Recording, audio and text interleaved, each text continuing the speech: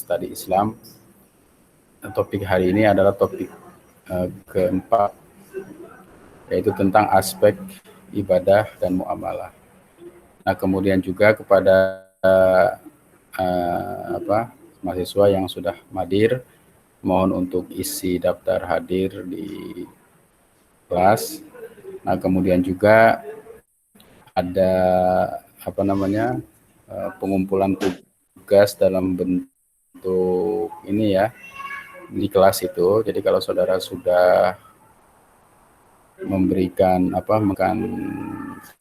tugas terkait dengan tugas seperti presentasi, nah itu tugas itu dapat saudara unggah di kelas ya. Di kelas cara mengunggahnya ada di topik 00. Di kelas itu ada di topik 00. Bentar dulu.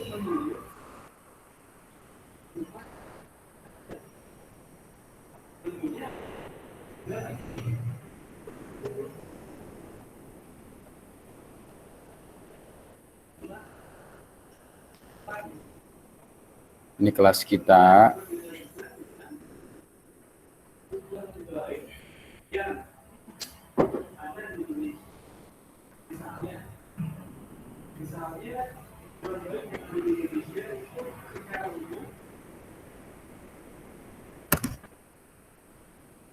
Nah, ini di topik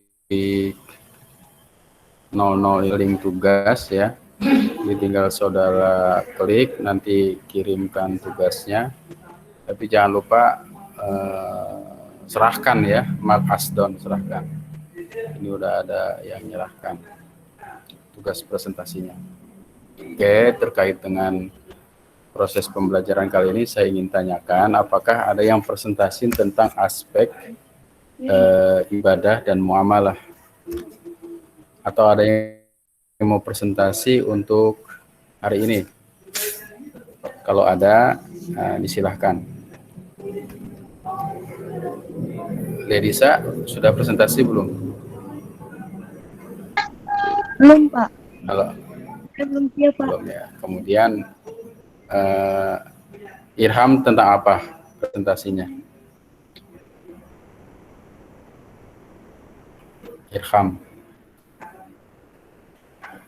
Ya, oke ya. Kalau tidak ada yang presentasi, kita coba lihat, simak dulu tayangan-tayangan, bukan tayangan ya, materi terkait dengan aspek ibadah dan muamalah. Pak Salim. Nah, sebenarnya materi itu sudah Pak Salim Hari ini Pak Salim presentasi Pak Salim. Oh, enggak, Pak. Enggak Oke. salah. Enggak jadi Pak Salim. Kalau sudah siap silakan dipresentasikan Pak Salim. Salim siap? Pak, tidak jadi hari ini, Pak. Salah. Tidak jadi. Kuliah. Temanya apa? Oh, salah mata kuliah. Harusnya presentasi bahasa Inggris ya? Iya, Pak. Harusnya. Belum siap untuk.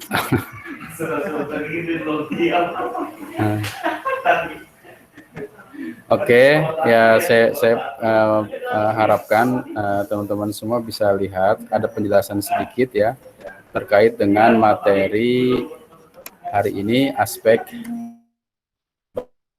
ibadah dan muamalah.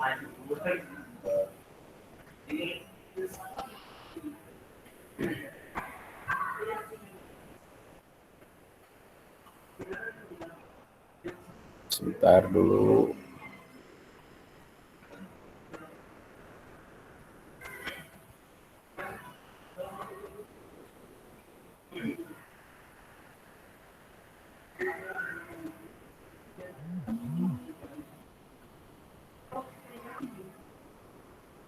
Apakah ini layar saya terlihat jelas tidak? Layar saya terlihat tidak? Terlihat, Pak. Lihat ya, oke ya, nanti kita diskusikan karena memang tidak ada dari kita yang presentasi tentang ini. nanti yang bagian mempresentasikan tentang aspek akidah, ibadah, dan muamalah ini pun silahkan untuk mempresentasi lagi untuk memperkuat materi ini. Oke, kita awali sama-sama dengan baca basmalah. Bismillahirrahmanirrahim. Selanjutnya, ajaran Islam itu adalah ajaran yang sempurna dan lengkap. Nah, kesempurnaan itu bisa kita lihat misalkan dalam surah Al-Maidah ayat 3, Al-yaum akmaltu lakum dinakum wa atmamtu alaikum nikmati wa raditu lakumul Islam madina. Jadi ayat ini disebut-sebut sebagai ayat terakhir diwahyukan kepada Rasulullah SAW, di mana Allah Subhanahu wa taala meridhoi Islam sebagai agama. Nah, kemudian ajaran Islam itu sebagai suatu ajaran yang lengkap, di dalamnya banyak sekali unsur-unsur yang terkait dengan aspek akidah, aspek ibadah, dan aspek muamalah. Orang Islam itu orientasinya bukan dunia, tapi orientasinya adalah akhirat. Karena menganggap bahwa dunia itu adalah sarana, wasilatun, sarana untuk mencapai kebahagiaan di akhirat. Maka dalam ayatnya, wabtaghi fima ataqallahu darul akhirah wala tansa nasibaka minad dunya. Artinya ada orientasi kebahagiaan yang hakiki yang dicari oleh umat Islam itu, yaitu adalah kebahagiaan di akhirat. Nah, selanjutnya ajaran Islam yang pertama adalah aspek akidah, atau disebut juga dengan aspek tauhid. Nah, akidah ini berisi suatu kepercayaan, keimanan yang kuat ya terhadap wujud Sang Pencipta. Nah, wujud Sang Pencipta memahami tentang bahwa Allah Subhanahu wa taala itu adalah Tuhan, ya, la syarika, yang tidak ada bandingnya, sekutu baginya. Jadi ini wajib kita pahami akidah itu. Nah, aspek akidah ini dalam Al-Qur'an misalkan dijelaskan dalam surah Al-Ikhlas, qul huwallahu ahad, Allahus samad, lam yalid wa lam yulad wa lam yakul lahu kufuwan ahad. Yang artinya bahwa Allah itu esa. Kemudian seluruh hamba, seluruh makhluknya itu bergantung kepada Tuhannya. Bahwa Tuhan itu tidak beranak dan tidak diperanakan, tidak dilahirkan, dan tidak ada satu kekuatan apapun yang menandinginya. Nah, ini aspek-aspek seperti ini merupakan hal yang penting yang kita pahami dalam konteks akidah, ya, akidah, i'tiqad, keyakinan yang penuh akan adanya Allah Subhanahu wa taala. Nah, akidah ini memang dalam konteksnya sangat mudah kita ucapkan, tetapi dalam praktiknya memang sulit.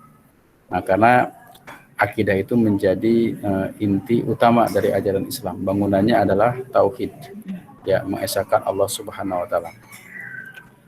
Nah, tauhid itu ibarat pondasi, ya. Artinya semakin kuat akidahnya, maka akan semakin kuat amalannya, keyakinannya, dan tindakan-tindakan yang lain. Maka orang yang memiliki akidah yang kuat, kehidupannya akan selamat di dunia dan akhirat. Nah, kemudian ajaran-ajaran akidah, aspek akidah ini merupakan ajaran yang diwahyukan oleh Allah Subhanahu wa taala kepada setiap nabi. Mulai dari Nabi Adam terus sampai kepada Nabi Muhammad SAW sebagai khatamun nabi, nabi terakhir.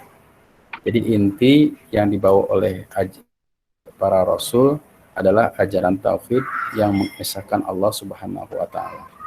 Nah, kemudian selanjutnya dalam aspek akidah ini ya, bahwa keyakinan itu harus dipegang sekuat-kuatnya, ya, sekuat-kuatnya.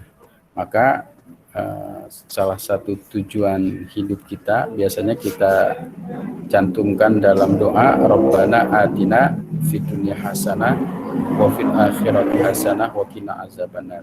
Artinya kita mengharapkan kebahagiaan hidup di dunia dan kebahagiaan hidup di akhirat. Kemudian juga biasanya kita selingi juga dengan Allah, ya Allah biha, ya Allah bi husnil khatimah. Artinya kita ingin diwafatkan dalam keadaan yang baik. Dan diwafatkan dalam keadaan yang baik itu tentunya dalam ketauhidan kepada Allah Subhanahu wa taala. Nah, selanjutnya dalam Al-Qur'an surah Al-Anbiya ini disebutkan wa ma arsalna min qablika min rasulin illa nuhi ilaihi annahu la ilaha illa ana fa'budun. Jadi ini tujuan atau tugas utama diutusnya para rasul, yaitu tentang mentauhidkan Allah Subhanahu wa taala. Nah, kemudian dalam proses perjalanannya terdapat perubahan itu kita kembalikan ya. Misalkan begini, Nabi Isa alaihissalam itu mengajarkan tauhid. Tapi pengikutnya yang sekarang memahami tauhidnya berbeda dengan apa yang kita yakini. Karena memang di sana terdapat perubahan-perubahan yang bisa jadi dilakukan oleh para pengikutnya yang tidak sama dengan ajaran yang sesungguhnya. Kemudian lagi yang kedua adalah tentang aspek ibadah. Ibadah itu apa ya? Ibadah itu adalah bukti ketundukan makhluk kepada Sang Pencipta. Nah, ciri-ciri orang yang beragama itu mengakui adanya kekuatan. Kekuatan itu yang tidak bisa dikendalikan oleh dirinya. Bahkan seseorang itu bergantung kepada dirinya. Nah, kekuatannya itu adalah kekuatan yang maha. Kekuatan yang maha adalah kekuatan Tuhan, dan itu Allah Subhanahu wa taala. Nah, sebagai bentuk ketaatan dan ketundukan kepada Allah Subhanahu wa taala, maka manusia melaksanakan ibadah. Nah, dalam aspek ibadah, dalam Islam itu, aspek ibadah itu diatur sedemikian rupa di bidang bahasan yang berisi tata cara bagaimana beribadah, yaitu didasarkan atas hukum yang disebut dengan ilmu fikih ya. Dan kemudian ilmu fikih ini berkembang menjadi aspek-aspek yang terkait dengan tata cara bagaimana beribadah dan kemudian tata cara bagaimana berhadapan dengan manusia ya, berhadapan dengan manusia. Maka dalam Islam itu ada juga disebut dengan aspek muamalah. Jadi aspek akidah, aspek ibadah dan muamalah. Sebagai bentuk ketaatan kita kepada Allah Subhanahu wa taala, aspek akidah ini adalah keyakinan kita kepada Allah yang menyatakan bahwa Allah itu wahidun la syarikalah. Kemudian dari pengakuan itu maka muncullah perbuatan dalam bentuk ibadah. Perbuatan dalam bentuk ibadah itu berupa ketundukan kita kepada Allah Subhanahu wa taala. Nah, kalau kita pahami dalam sholat kita, dalam ibadah kita kepada Allah, itu kita ada takbiratul ihram ya, kita Allahu Akbar. Ternyata memang kalau kita lihat dari sejarah ada seseorang yang menghormati orang lain dengan mengangkat tangan. Yang kedua ada juga orang menghormati orang lain dengan cara seperti ruku ya. Ada juga orang yang menghormati orang lain dengan cara seperti sujud. Nah, dalam sholat kita ini semuanya terangkum di situ segala bentuk penghormatan, dan itu bukan kita tujukan kepada manusia tapi kepada Allah Subhanahu wa taala. Nah, kemudian sholat yang kita lakukan itu dimulai dari takbiratul ihram, yang artinya kita mengakui dengan sungguh-sungguh dan sesungguhnya bahwa Allah itu adalah kekuatan yang terkuat, tidak ada kekuatan lain selain apa yang selain Allah Subhanahu wa taala, maka di akhir sholat itu kita diakhiri dengan salam, dan itu termasuk rukun sholat, mulai dari niat, kemudian takbiratul ihram, dan diakhiri dengan salam. Niat itu intinya adalah kepada Allah, tetapi salam itu adalah kita dilanjutkan dengan memalingkan muka kita ke kanan dan ke kiri. Nah, karena itu artinya ada yang disebut dengan ibadah kepada Allah dan juga kepada manusia. Hablum minallah dan hablum minannas. Hablum minallah dan hablum minannas ini harus berjalan beriringan, ya. Seperti kita melaksanakan sholat itu. Artinya tidak ada sholat yang tidak diakhiri dengan salam. Semua sholat pasti diakhiri dengan salam. Artinya kita harus bisa berbuat baik kepada Allah, juga berbuat baik kepada manusia. Dan ini yang harus kita pahami. Nah, selanjutnya dalam aspek ibadah itu diatur sedemikian rupa dalam rukun Islam, ya. Itu ada yang disebut dengan syahadat, sholat, puasa, zakat, pergi haji, dan kemudian juga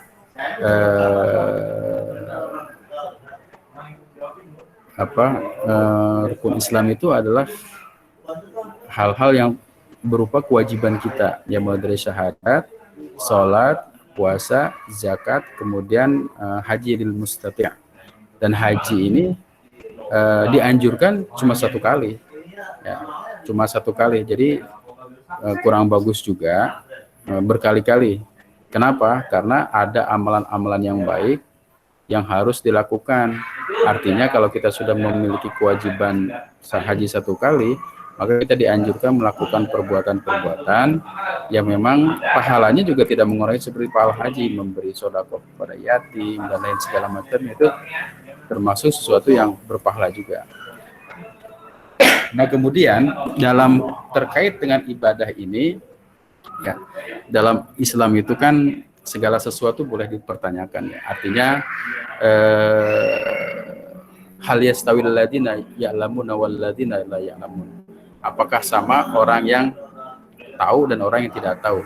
Tentunya tidak sama. Nah, artinya Islam juga mengarahkan kepada umatnya untuk berpikir. Maka dalam ayat-ayat itu biasanya kita temukan afala ta'qilun, afala tatafakkarun. Nah, dalam konteks ibadah ini memang betul kita harus memahami keyakinan kita sepenuhnya kepada Allah Subhanahu wa taala, tetapi juga dalam konteks-konteks tertentu kita juga misalkan kita sudah ditentukan sholat itu menghadap kiblat, ya sudah kita sholat menghadap kiblat, karena itu termasuk salah satu rukun yang harus kita lakukan. Tetapi kita juga bisa mengkritis kenapa misalkan sholat itu zuhur itu kenapa harus 4 rakaat gitu. Nah, hal-hal seperti itu juga kita pahami sebagaimana kita memahami agama, sesuatu yang sudah kita terima gitu ya. Ya, jangan sampai memiliki pendapat sendiri. Sholat zuhur, sholat asar itu boleh misalkan 2 rakaat saja. Nah, itu kan sesuatu yang sudah menyalahi. Nah, karena itu memang prinsip akidah ini, Islam itu adalah agama yang rasional. Artinya ad-dinu huwal aqlu ladina liman lam aqlallah. Beragama adalah berakal dan tidak beragama bagi orang yang tidak berakal. Karena itu masalah ketauhidan itu dalam ajaran Islam itu boleh dipertanyakan. Maka dalam filsafat Islam itu banyak sekali misalkan pendapat-pendapat yang menyatakan bagaimana proses penciptaan Tuhan terhadap bagaimana Tuhan Tuhan menciptakan sehingga terbentuknya alam. Nah, itu dalam filsafat Islam itu nanti saudara bisa menemukan ada pendapat Ibnu Arabi dan segala macamnya tentang teori pancaran. Bagaimana Allah yang pertama diciptakan adalah akalnya berpikir tentang dirinya, maka dari berpikir tentang dirinya itu terciptalah bintang-bintang dan segala macamnya. Ini adalah hasanah dalam ilmu filsafat ajaran Islam memang filsafat emanasi ini perlu kita pahami secara baik. Nah, aspek selanjutnya adalah aspek ibadah ini berisi tentang ketundukan kita kepada Allah. Ketundukan kita kepada Allah dalam berbagai hal. Karena itu dalam ajaran Islam itu yang disebut dengan ketundukan kita kepada Allah atau yang disebut juga dengan ketakwaan itu harus terus-menerus dianjurkan secara berulang-ulang. Maka dalam khutbah Jumat misalkan itu ada rukun bahwa seorang khatib, seorang harus memberikan wasiat tentang takwa. Tentang wasiat bagaimana seorang itu harus lebih baik lagi, ya. Intisalul awamirillah wastinabun nawahi, menjalankan apa yang perintah Allah dan yang dijauhkannya. Kemudian pendapat Syekh Yusuf Al-Qaradawi tentang ibadah adalah segala hal apapun dalam kehidupan manusia jika didasari dengan niat kebaikan maka akan termasuk sebagai bagian daripada ibadah. Jadi ibadah itu dalam Islam itu mulai dari kita bangun tidur sampai tidur kembali, bahkan tidur itu sendiri itu termasuk ibadah jika semuanya dilakukan dalam rangka ketundukan dan ketaatan kita kepada Allah. Nah, itulah yang penting ya. Jadi beribadah itu bukan hanya sholat saja, termasuk juga berpenampilan rapi, baik, berakhlak, beradab, sopan santun dan seterusnya, itu pun termasuk ibadah ya. Semuanya adalah ibadah. Kemudian ada lagi aspek muamalah. Muamalah ini di awalnya masalah keluarga ya, seperti perkawinan, perceraian, tapi setelah terjadinya disintegrasi Islam khususnya di zaman Turki Utsmani maka terjadi perkembangan pembagian fikih baru. Ada bidang-bidangnya, dan bidang-bidang yang terkait dengan dagang, sewa menyewa itu yang kita sebut dengan fikih muamalah, yang kemudian selanjutnya disebut dengan muamalah.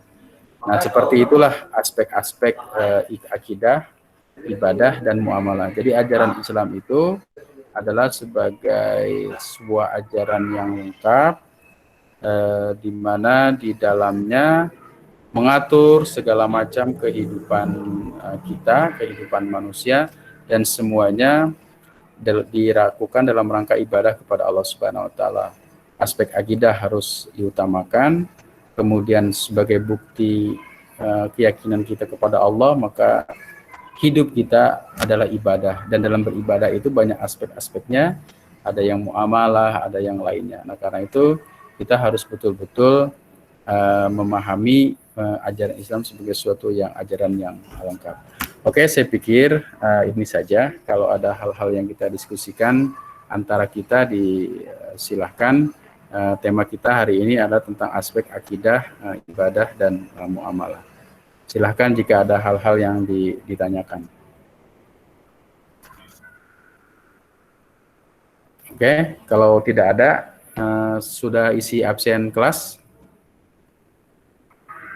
Ya, kalian juga lelah, sudah ikut perkuliahan berapa jam dari tadi ya.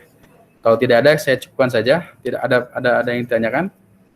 Cukup, Pak. Cukup, tidak ada. Terima kasih. Itu sama-sama dengan baca hamdalah. Alhamdulillahirabbil alamin. Terima kasih. Maaf. Assalamualaikum warahmatullahi wabarakatuh. Waalaikumsalam. Waalaikumsalam warahmatullahi wabarakatuh.